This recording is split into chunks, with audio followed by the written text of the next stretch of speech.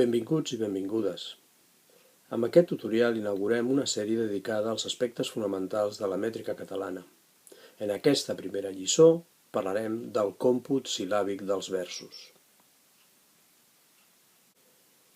Quan parlem del còmput sil·làbic, hem de tenir present que en mètrica catalana les síl·labes dels versos es compten només fins a l'última síl·laba tònica i que la síl·laba o síl·labes posteriors a aquesta no entren dintre del còmput del vers. Apliquem aquesta norma en el primer vers del poema 1714 de Josep Carner, o Valentia funeral del setge. El recompte sil·làbic seria el següent: o, va, len, ti, a, funeral del set.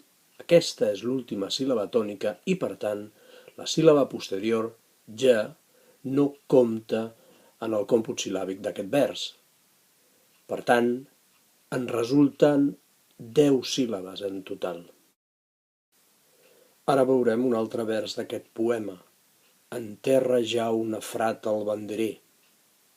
El recompte és el següent: en terra jau nafrat el banderer.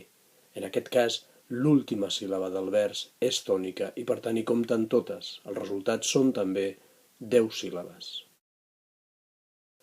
En aquests dos exemples de versos que hem estudiat apareixen dos tipus de rimes diferents. Quan la paraula que fa la rima d'un vers és plana o esdrúixola, parlem de rima femenina. En canvi, quan la paraula que fa la rima d'un vers és aguda, parlem de rima masculina. Abans d'acabar, repassem els 3 conceptes que hem vist en aquest tutorial.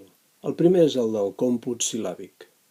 En comptar les síl·labes d'un vers, només ho fem fins a l'última síl·laba tònica, i la síl·laba o síl·labes posteriors a aquesta no hi compten. Després hem vist el concepte de rima femenina. Quan la paraula que fa la rima en un vers és plana o esdrúixola, parlem de rima femenina. El tercer concepte és el de rima masculina. En aquest cas, quan la paraula que fa la rima d'un vers és aguda. I això és tot. Fins a una altra.